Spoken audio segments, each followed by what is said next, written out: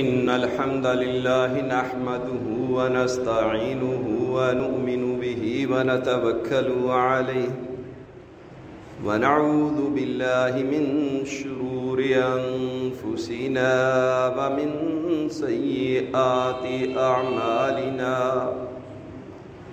من يهده الله فلا مضل له ومن يضلل فلا هادي له وأشهد أن لا إله إلا الله وأشهد أن محمدًا عبده ورسوله يا أيها الذين آمنوا اتقوا الله حق تقاته ولا تموتن إلا وأنتم مسلمون يا أيها الناس اتقوا ربكم الذي خلقكم من نفس واحدة وخلق منها زوجها وبث منهما رجالا كثيرا ونساء واتقوا الله الذي تساءلون به والأرحام إن الله كان عليكم رقيبا يا أيها الذين آمنوا اتقوا الله وقولوا قولا سديدا يصلح لكم أعمالكم ويغفر لكم ذنوبكم ومن يطع الله ورسوله فقد فاز فوزا عظيما أما بعد فإن أصدق الحديث كتاب الله وأحسن الهدي هدي محمد صلى الله عليه وسلم وشر الأمور محدثاتها وكل محدثة بدعة وكل بدعة ضلالة وكل ضلالة في النار فأعوذ بالله السميع العليم من الشيطان الرجيم وقال الملك إني أرى 7 بقرات سمان يأكلهن 7 عجاف و7 سنبلات خضر وأخر يابسات يا أيها الملأ أفتوني في رؤياي إن كنتم للرؤيا تعبرون.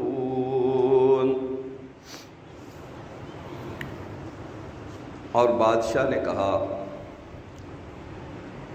میں خواب دیکھتا ہوں کہ 7 موٹی تازی گائیں، ان کو 7 کمزور گائیں، نحیف گائیں، دبلی پتلی وہ کھا رہی ہیں، اور 7 سرسبز سٹے اور دوسرے 7 خشک. اے سردارو، اے میرے وزیرو مشیرو، افتونی فی رؤیایا، میری خواب کے بارے میں مجھے بتاؤ. ان کنتم للرؤیا تعبرون، اگر تم خوابوں کی تعبیر کر سکتے ہو. قالوا اضغاث احلام، انہوں نے کہا یہ تو پراگندہ خیالات ہیں، فضولیات ہیں، ایسے ہی ہیں، کوئی اس کی حقیقت نہیں ہے.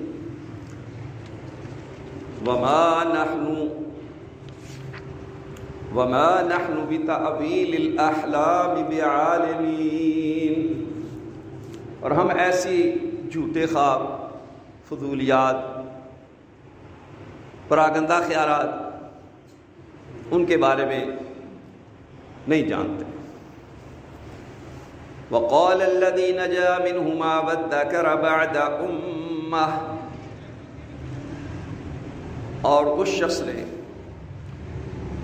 کہ ان دونوں قیدیوں میں سے جس ایک نے نجات پائی تھی اسے ایک عرصہ بعد یہ بات یاد آئی بڑی مدت بعد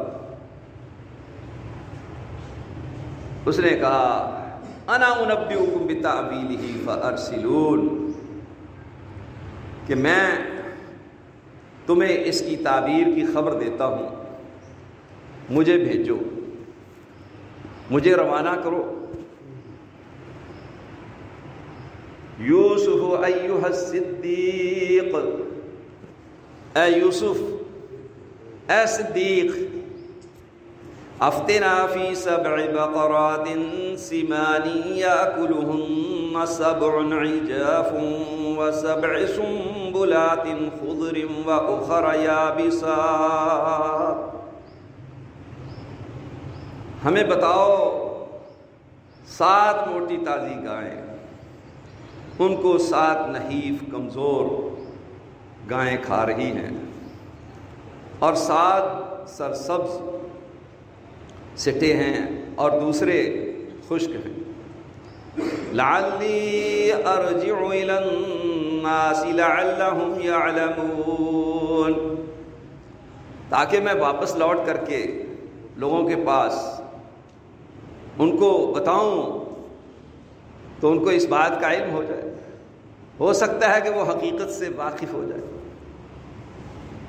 قال تزرعون 7 سنین دأبا، کہا یوسف علیہ السلام نے کہ 7 سال مسلسل تم کاشتکاری کرو۔ فما حصدتم فذروه في سنبله الا قليلا مما تأكلون،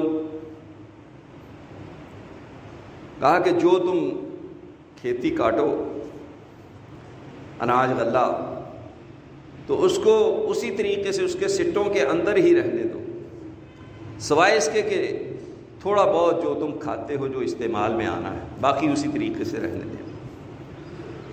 ثم يأتي من بعد ذلك 7 شداد يأكلن ما قدمتم لهن إلا قليلا مما تحسنون، کہا کہ پھر 7 سال بڑے سخت آئیں، قحط سالی، کہ ان میں 7 سالوں میں جو تم نے محفوظ کیا ہوگا تھوڑا بہت کھانے کے بعد بچا ہوگا وہی رہے گا، وہ سب کھایا جائے۔ ثم يأتي من بعد ذلك عام فيه يغاث الناس وفيه يعصرون، پھر ان سالوں کے بعد، قحط سالی کے بعد، 1 سال ایسا آئے گا کہ اس میں لوگوں کی فریاد رسی ہوگی، خوب فراوانی ہوگی رزق کی، اناج غلہ کی، اور اس میں خوب کھائیں گے، پئیں گے، پھلوں سے رس نکالیں گے، نچوڑیں گے، جوس نکالیں۔ وقال المالک ائتونی بہ، بادشاہ کو جب یہ خبر پہنچی تو اس نے کہا کہ اس کو میرے پاس لے کے آؤ۔ ایسا علیم آدمی، ایسا خبیر آدمی، ایسی خواب کی حقیقی تعبیر کو سمجھنے والا، جاننے والا، کہا کہ میرے پاس لے گیا۔ فلما جاءه الرسول قال ارجع الى ربك، جب وہ ایلچی آیا، وہ پیغام لے کر کے آیا، پیغام رساں، تو یوسف علیہ السلام نے کہا کہ اپنے بادشاہ کے پاس واپس لوٹ۔ فاسألہ ما بال النسوة اللاتي قطعن أيديهن، تو اس سے پوچھو جا کر، سوال کرو کہ ان عورتوں کا کیا معاملہ ہے جنہوں نے اپنے ہاتھ کاٹ لیے۔ ان ربی بکیدہن علیم، بے شک میرا رب ان کے مکر و فریب سے پوری طرح سے باخبر ہے، جاننے والا ہے، علم رکھنے والا ہے۔ قال ما خطبكن اذ راوتن یوسف عن نفسه، بادشاہ نے ان عورتوں کو جمع کیا، بلایا، ان کو پوچھا کہ بتاؤ بھی کیا ماجرا ہے، تم نے یوسف علیہ السلام کو ان سے پھسلانے کی، ورغلانے کی، بہکانے کی، اپنے جال میں پھانسنے کی کوشش کی۔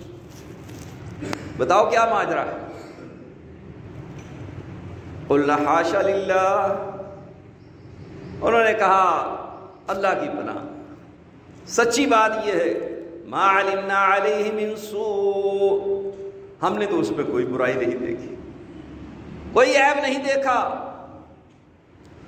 قالت امرأة العزيز الآن حصحص الحق أنا راودته عن نفسه وإنه لمن الصادقين۔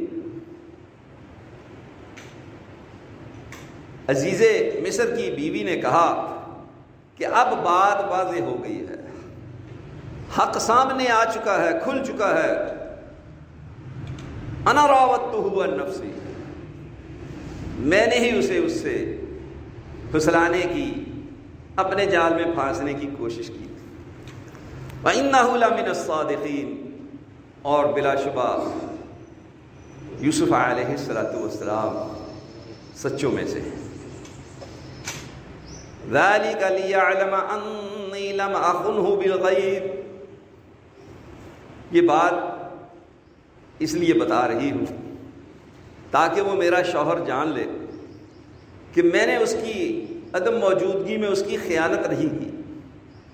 وَأَنَّ اللَّهَ لَا يَهْدِي كَيْدَ الْخَائِنِينَ، اور بے شک اللہ تبارک و تعالیٰ خیانت کرنے والوں کی تدبیر پہ اس کی رہنمائی نہیں کرتا، ان کو ہدایت نہیں دیتا۔ وَمَا أُبَرِّئُ نَفْسِي، اور میں اپنے آپ کو، اپنے نفس کو بری قرار بھی نہیں دیتی۔ إِنَّ النَّفْسَ لَأَمَّارَةٌ بِالسُّوءِ إِلَّا مَا رَحِمَ رَبِّي، بے شک نفس یہ تو ہے ہی برائی پر برانگیختہ کرنے والا، ابھارنے والا، برائی پر مائل کرنے والا۔ الا ما رحم ربی، سوائے اس کے کہ جس پر میرے رب کا رحم ہو، اس کا انعام ہو، اس کا فضل ہو، اس کی کرم نوازی ہو۔ ان ربی غفور رحیم، بے شک میرا رب بہت زیادہ بخشنے والا، مہربان ہے۔ یہ آیات جو آپ کے سامنے تلاوت کی گئی اور ان کا ترجمہ پیش کیا گیا، ان آیات میں اللہ تبارک و تعالیٰ نے پورا نقشہ کھینچا کہ کس طریقے سے ہم نے یوسف علیہ السلام کو بادشاہت کے مقام تک پہنچایا۔ وہ مسبب الاسباب ہے، اس کا جب انسان کو یقین کامل حاصل ہو جائے تو پھر انسان نہ کبھی گھبراتا ہے، نہ ڈرتا ہے، نہ پریشان ہوتا۔ اور یہ آپ کی اور میری زندگی میں بیشتر دفعہ ایسے واقعات ہو چکے ہیں کہ جب تمام راستے بند ہو چکے ہوتے ہیں اور کوئی راستہ بھی کھلا نہیں ہوتا، اور انسان کو سوائے ایک ذات کے اور کسی پر امید نہیں ہوتی، اور اس کے سوا پھر ان مشکلات، پریشانیوں، تکالیف، مصائب میں گھرے ہوئے شخص کے لیے یہی ایک سہارا ہوتا ہے جس کی بنا پر وہ ثابت قدم رہتا ہے، استقامت کا مظاہرہ کرتا ہے۔ پھر اللہ تبارک و تعالیٰ بذات خود ہی اسباب پیدا کرتا ہے۔ یا یوں ہوتا ہے کہ بعض اوقات انسان کمزور ایمان کی وجہ سے یا ایمان نہ ہونے کی وجہ سے، کفر اور شرک میں مبتلا ہونے کی وجہ سے، ایمان جیسی عظیم نعمت سے محروم ہونے کی وجہ سے، اپنے شرکیہ کفریہ عقیدہ کی وجہ سے، یا لوگوں کے فورس کرنے یا ان کے تلقین کرنے، رغبت دلانے، بار بار وہ باتیں بیان کرنے کی وجہ سے پھسل جاتا ہے، رب کا در چھوڑ دیتا ہے، غیر اللہ کے در پہ جانا شروع کر دیتا ہے، کسی پیر، کسی فقیر، کسی دربار، کسی مزار، جو کسی نے بتا دیا وہاں پہ جانا شروع کر دیا کہ میری یہ مشکل حل ہو جائے، میرا کاروبار زندگی بحال ہو جائے، بیماری دور ہو جائے، پریشانیاں دور ہو جائیں، جو کچھ دشمنوں نے میرے لیے رکاوٹیں چاروں طرف سے کھڑی کر دی ہیں اور میں مشکل میں پھنس چکا ہوں، اس سے مجھے نجات مل جائے۔ وہ رب کا در چھوڑ کر کے غیر اللہ کے در پہ جانا شروع کر دیتا ہے، چونکہ اللہ تبارک و تعالیٰ کے ہاں اس کی تقدیر میں یہ بات لکھی ہوئی ہے کہ اتنا وقت مقررہ ہے، سال، 2 سال، 4 سال، 5 سال۔ اب 5 سال بالفرض کر لیتے کے بعد اس کے لیے وہ مشکلات اور پریشانیاں ہر حال میں دور ہونی ہیں، یہ اللہ کا فیصلہ ہے۔ وہ قبر پہ جا کے ماتھا ٹیکتا ہے، وہاں سے مانگتا ہے، اللہ تبارک و تعالیٰ کہ وقت مقررہ کے تحت اس کی وہ مشکلات اور پریشانیاں دور ہو جاتی ہیں۔ عقیدہ پہلے ہی اس کا کمزور تھا، نہ ہونے کے برابر تھا ایمان، اور اب وقت مقررہ پر اللہ تبارک و تعالیٰ نے وہ مشکلات اور پریشانیاں دور کر دیں۔ وہ کیا سمجھتا ہے کس نے یہ سب کچھ کیا؟ بابا جی نے کیا، فلاں پیر نے کیا، فلاں فقیر نے کیا، فلاں دربار سے یہ حاصل ہوا، فلاں مڑی سے یہ حاصل ہوا، فلاں حجر سے، شجر سے یہ آزمائش ہوئی۔ اس کو یوں سمجھیں کہ ہمارے ایک سکن اسپیشلسٹ ڈاکٹر تھے کویت میں، بڑے قریبی دوست تھے، دوسرے بھی ان کے عزیز ڈاکٹر تھے۔ ان کے بیٹے کے پورے جسم میں موقع تھے۔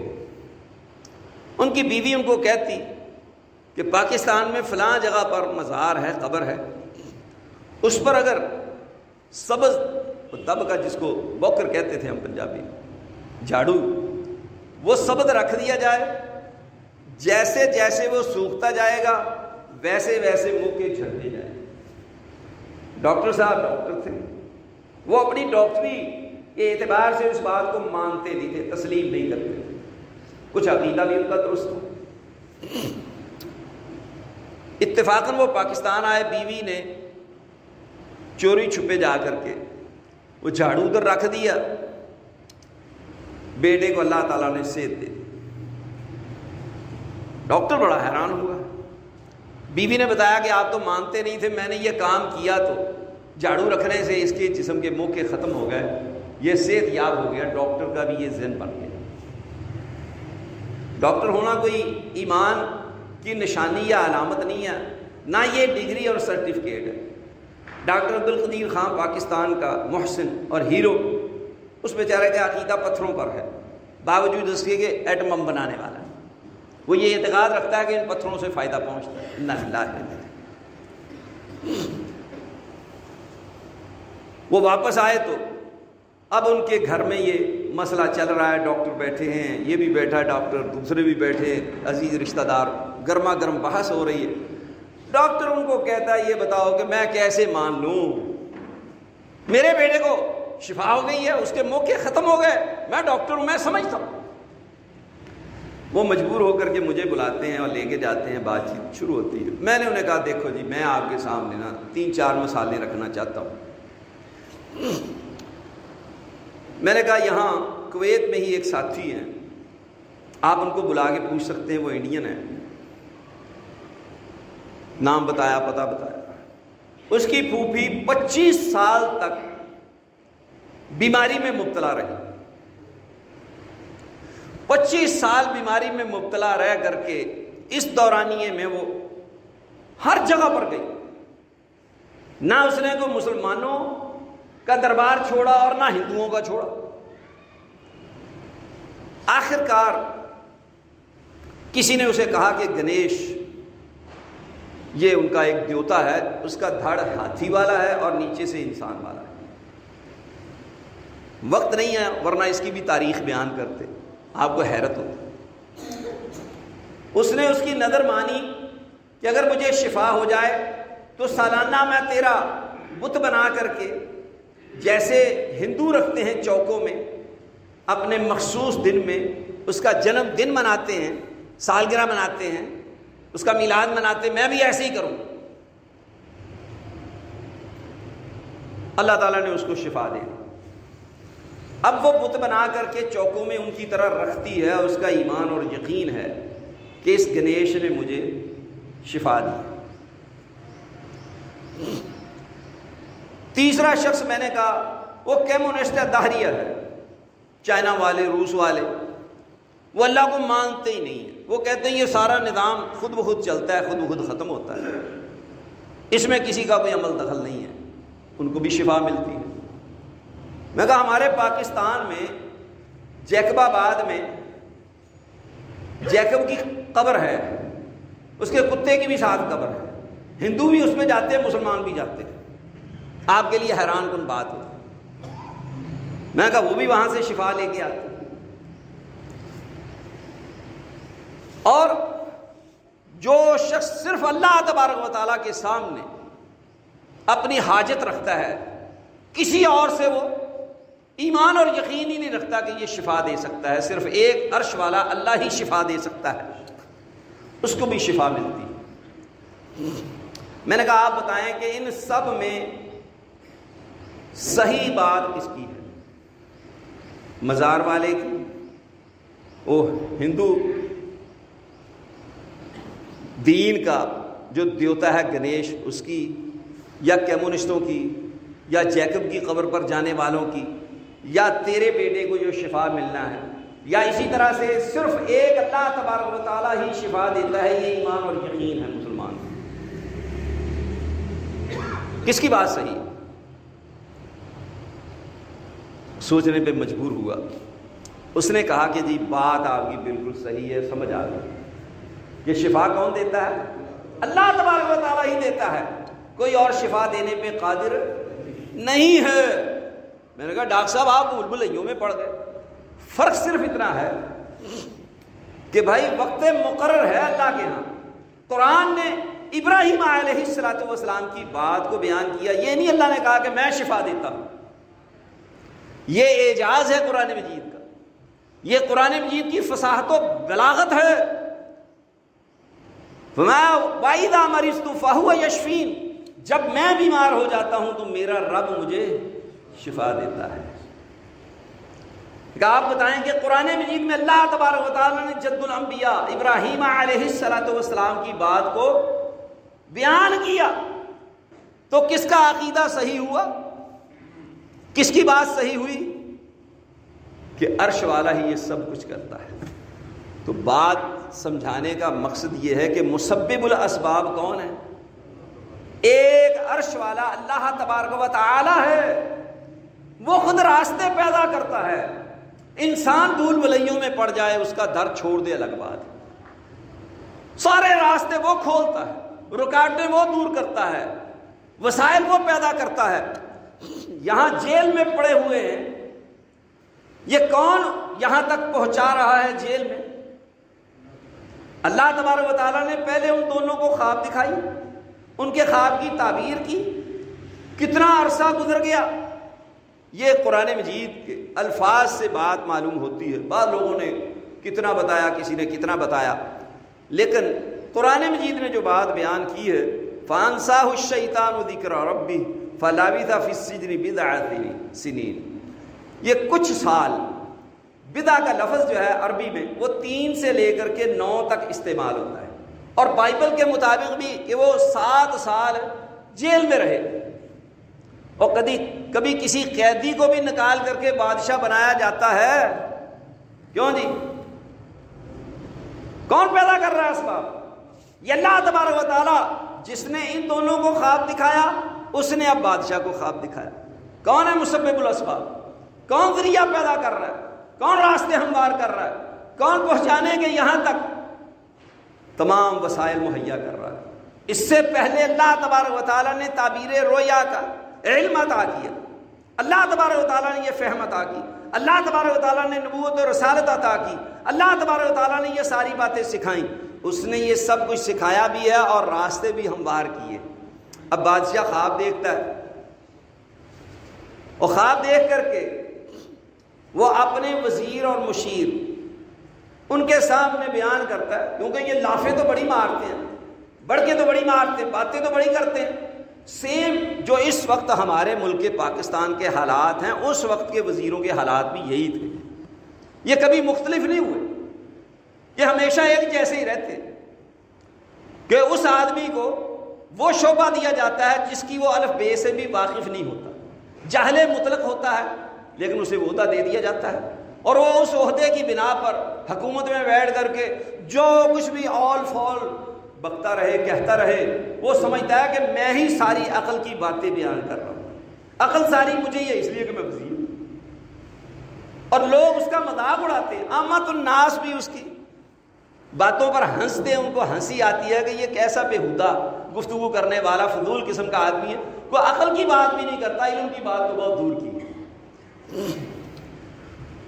انہوں نے جب یہ سنا تب علم تو رکھتے نہیں تھے اور اس بات کا بھی اقرار اور اعتراف انہوں نے نہیں کرنا تھا کہ ہمیں علم نہیں ہے. انہوں نے پہلے تو بادشاہ کے خواب کو ہی کہہ دیا کہ یہ پراگندہ خیالات ہیں، ایسی فضول سی باتیں ہیں، جھوٹے خواب ہیں، اس کی کوئی حقیقت نہیں. اور ایسی فضول باتوں کا ہم علم بھی نہیں رکھتے، جھوٹی باتیں، اس کا ہم کیا آپ کو بتائیں.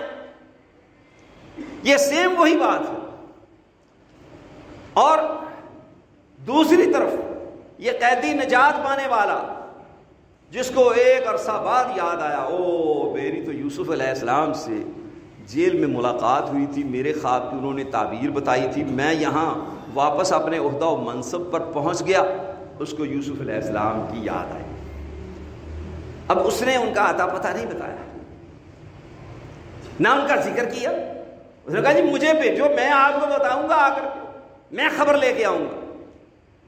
یہ مفاد پرست لوگوں کا طریقہ کار ہوتا ہے کہ وہ اصل آدمی تک حکومت کو یا لوگوں کو رسائی نہیں دینا چاہتے، نہ اس کا تعارف کرواتے ہیں، نہ اس کے ساتھ تعلقات قائم ہونے دیتے، درمیان میں واسطہ اور وسیلہ رہتے ہیں کہ تاکہ ہم فائدہ اٹھائیں اور اس آدمی کو فائدہ نہ پہنچ جائے یا ایسا نہ ہو کہ ہم اس سے فارغی ہو جائیں. تو اس نے کہا مجھے بھیجو، میں خبر لے کے آتا ہوں. دوسروں کے علم سے فائدہ اٹھا کر کے اپنے معاملات سیدھے کرنا یہ مفاد پرست لوگوں کا کام ہے اور آپ لوگ اس سے بخوبی واقف ہیں. اور اس وقت آپ دیکھتے ہیں اور ہم بھی جانتے ہیں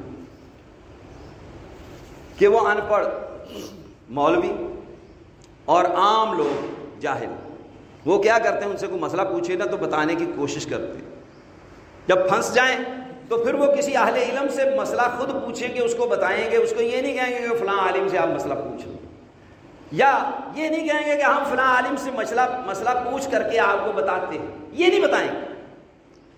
ایک آدمی وہ مجھ سے خواب کی تعبیر پوچھنے کے لیے فون کرتا ہے. میں نے اسے کہا کہ یہ خواب کس نے دیکھا ہے؟ عجیب کہانی ہے.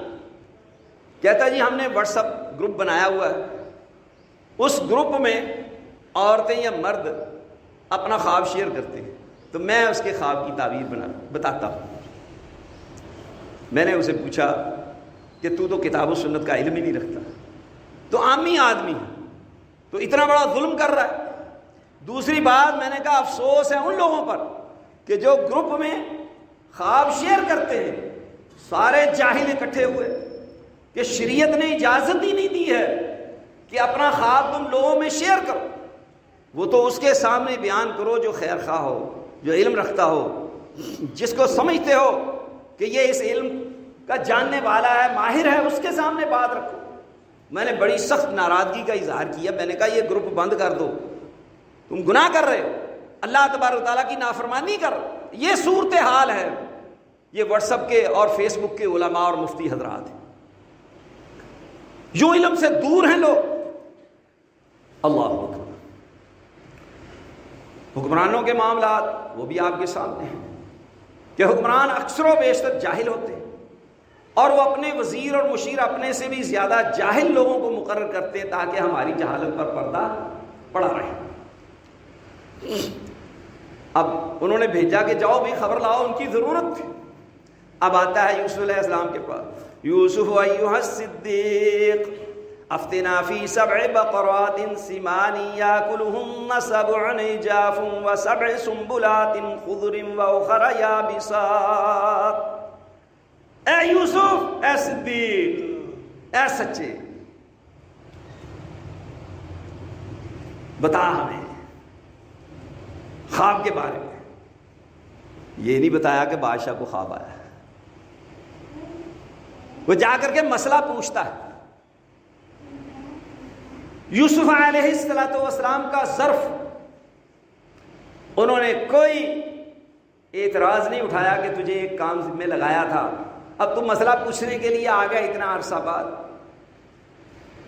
تو نے ہمیں یاد ہی نہیں رکھا، کوئی بات نہیں۔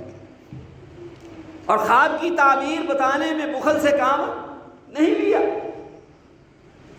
خواب کی تعبیر بتا دی۔ اس نے کہا کہ میں واپس جا کر کے لوگوں کو اس کی خبر دوں تاکہ ان کو علم ہو جائے۔ اب یوسف علیہ السلام نے جب بتایا کہ بھئی 7 سال تم متواتر لگاتار تم کاشتکاری کرو گے اور اس سے تمہیں بہت زیادہ اناج و غلہ حاصل ہوگا، اور پھر 7 سال قحط کے آ جائیں گے، اس میں کیا ہوگا کہ جو کچھ تم نے محفوظ کر رکھا ہوگا اناج اور غلہ، اس میں سے زیادہ تر تم کھا جاؤ گے، تھوڑا ہی بچے گا۔ کتنے سال ہو گئے؟ ہاں جی، اللہ اکبر۔ کہا کہ پھر وہ قحط والے جو 7 سال ہوں گے اس میں تم تھوڑا بہت کھاؤ گے اور بہت کم بچے گا، لیکن اس کے بعد ثم یاتی من بعد ذلک عام فیہ یغاث الناس، پھر ان 14 سالوں کے بعد 15واں سال آئے گا، اس میں خوب لوگوں کی اللہ تبارک و تعالیٰ فریاد رسی کرے گا، حاجات اور ضروریات کو پورا کرے گا، اور اس میں پھل ہوں گے، میوے ہوں گے، لوگ جوس نکال نکال کر کے پیئیں گے، خوب خوشحالی ہو جائے گی۔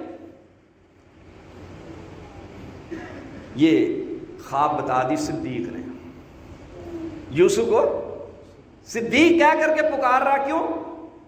اس نے تجربہ کیا ہوا ہے، جیل کا ساتھی تھا، مشاہدہ کیا ہوا ہے، اور پھر اس نے اپنے خواب کی تعبیر کی حقیقت جانی ہوئی ہے، اسے معلوم ہے، اس لیے وہ آگے کہتا ہے ایھا الصدیق، اے یوسف، اے صدیق۔ آپ کو یہ بات معلوم ہونی چاہیے کہ انبیاء کے بعد صدیقین کا درجہ و مقام ہوتا ہے، جیسا کہ قرآن مجید نے بھی بیان کیا، من یطیع اللہ والرسول فاولئک مع الذین انعم اللہ علیہم من النبیین والصدیقین والشہداء والصالحین۔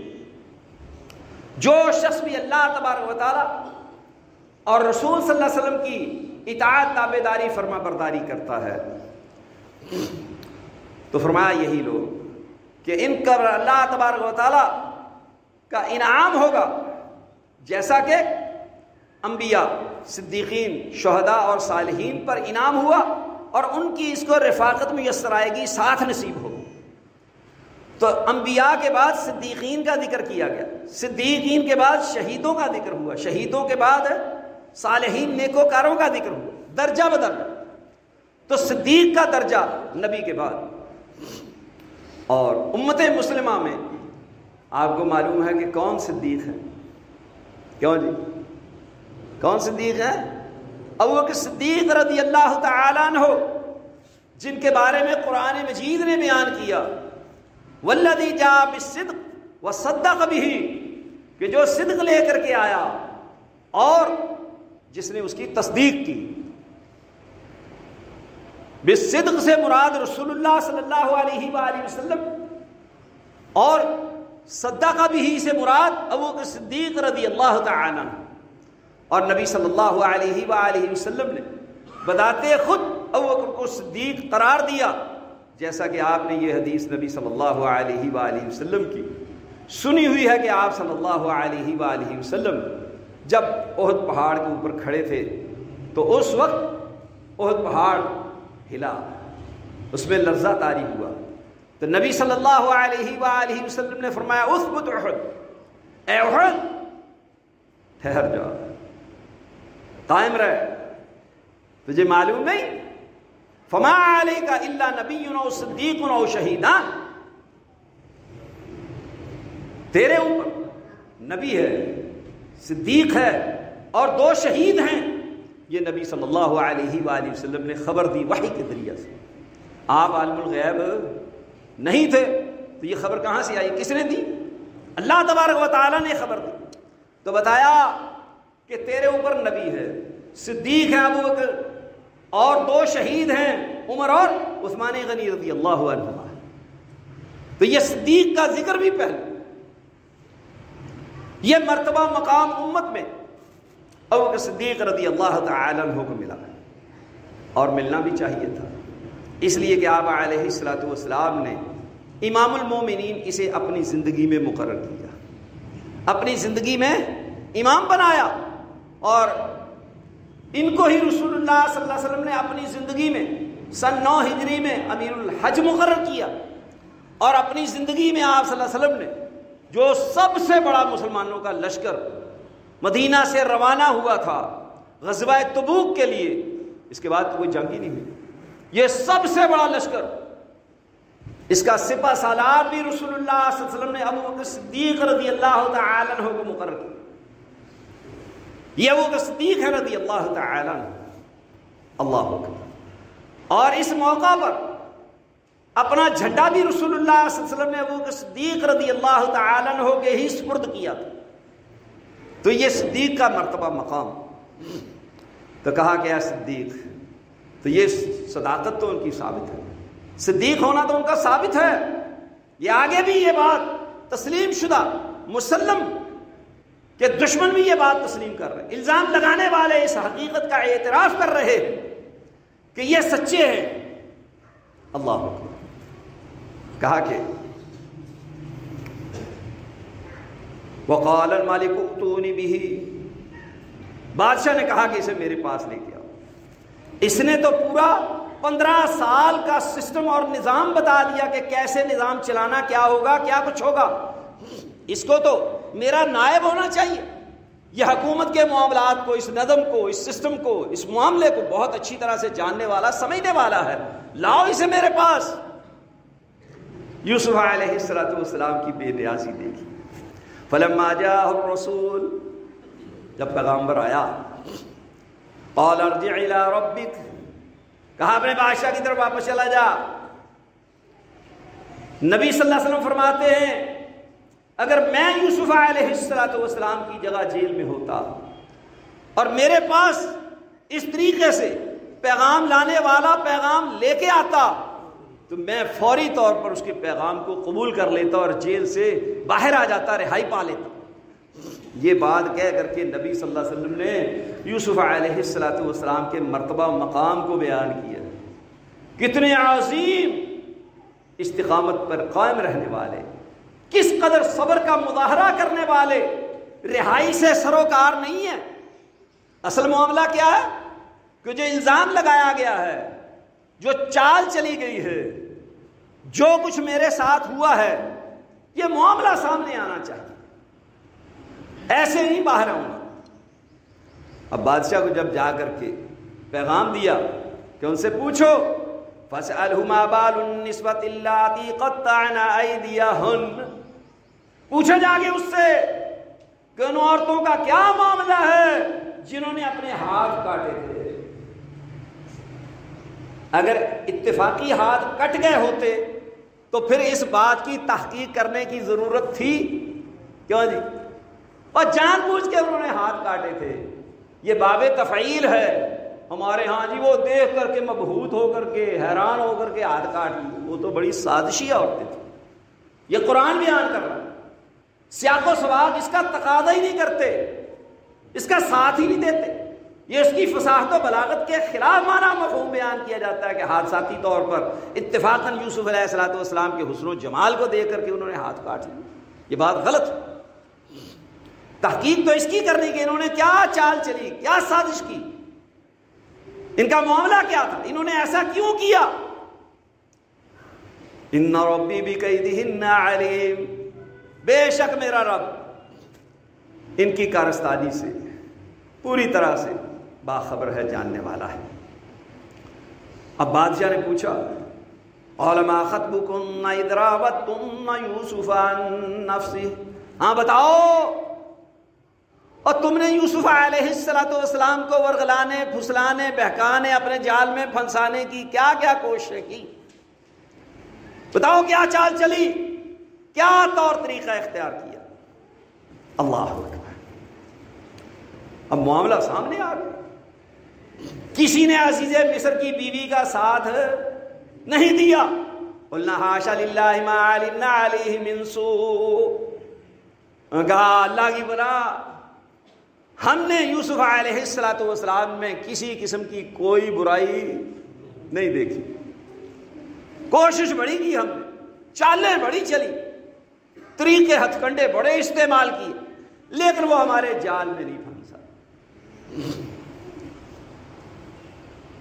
اب اس نے دیکھا عزیز مصر کی بیوی نے، معاملہ تو کھل گیا، سب نے میرے خلاف گواہی دے دی۔ چوروں کا یہی معاملہ ہوتا ہے، پکڑے جاتے ہیں تو ایک دوسرے کے دشمن اور مخالف ہوتے ہیں، پھر کوئی ایک دوسرے کا ساتھ نہیں دیتا۔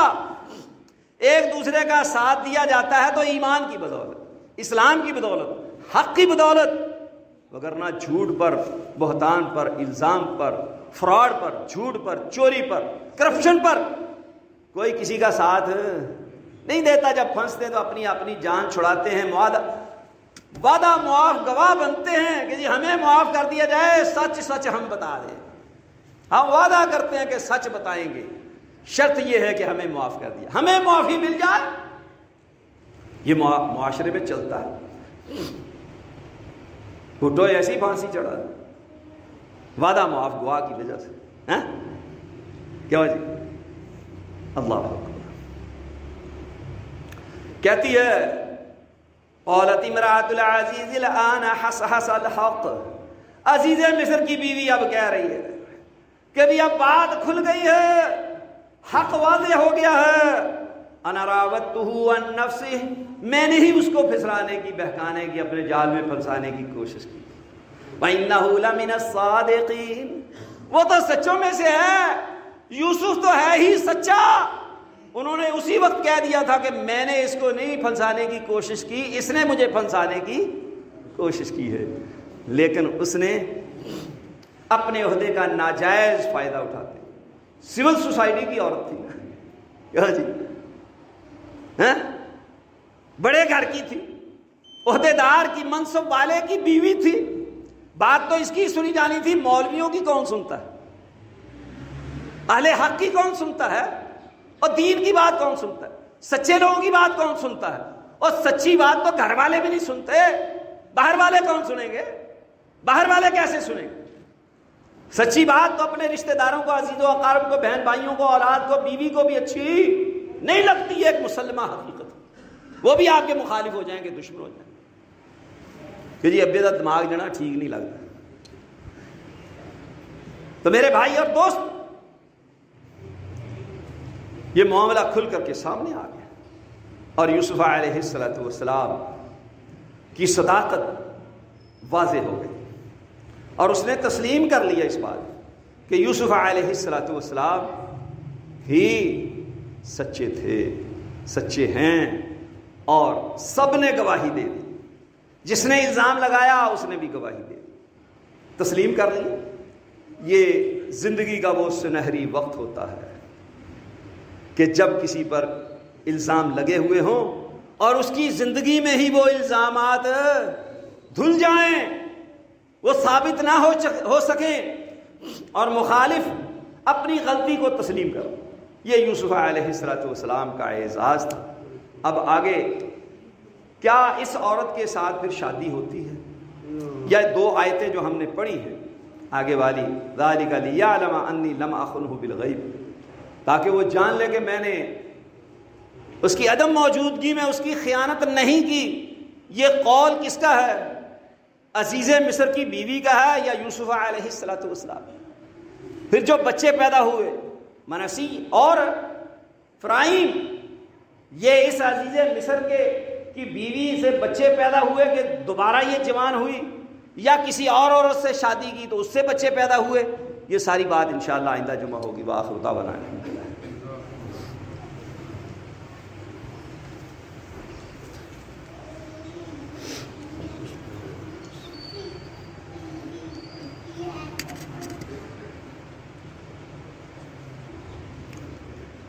الحمد لله نحمده ونستعينه ونؤمن به ونتوكل عليه ونعوذ بالله من شرور أنفسنا ومن سيئات أعمالنا من يهده الله فلا مضل له ومن يضلل فلا هادي له وأشهد أن لا إله إلا الله وأشهد أن محمدا عبده ورسوله أما بعد۔ میرے بھائی اور دوستو، یہ جو کچھ گزارشات آپ کے سامنے رکھی جاتی ہیں، ان کا مقصد ہے کہ ہم علم حاصل کریں، جہاں جہاں ہمارے عقیدہ میں عمل میں سستی اور کوتاہی ہے اسے دور کریں، اپنی اصلاح کریں۔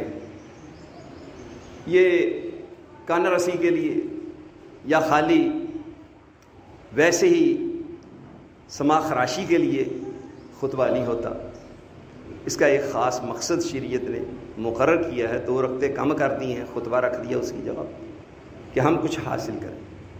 تو اس کے حصول کے لیے آپ کو بار بار توجہ دلائی جاتی ہے کہ جلدی تشریف لایا کریں۔ اب بہت سارے ساتھی جو تاخیر سے آئے، انہیں یہ معلوم ہی نہیں ہو سکا ہوگا کہ یوسف علیہ السلام کے پاس ان کا جیل کا قیدی آیا تو وہ کیا بات لے کے آیا، کیا معاملہ بنا، کیسے یوسف علیہ السلام کا معاملہ تفتیش میں داخل ہوا، کیسے تحقیق ہوئی، کیسے اس کا صحیح نتیجہ سامنے آیا، اور کس طریقے سے یوسف علیہ السلام باعزت طور پر بری ہو کر کے بادشاہت کے درجہ و مقام پر پہنچتے ہیں۔ یہ ساری باتیں تبھی معلوم ہو سکتی ہیں کہ آپ جلدی تشریف لائیں، اول سے آخر تک بات کو سنیں گے تو سمجھ آئے گی۔ اللہ تبارک تعالیٰ مجھے اور آپ کو عمل کی توفیق دے اور اپنی سستی اور کوتاہی دور کرنے کی توفیق دے۔ وآخر دعوانا الحمدللہ۔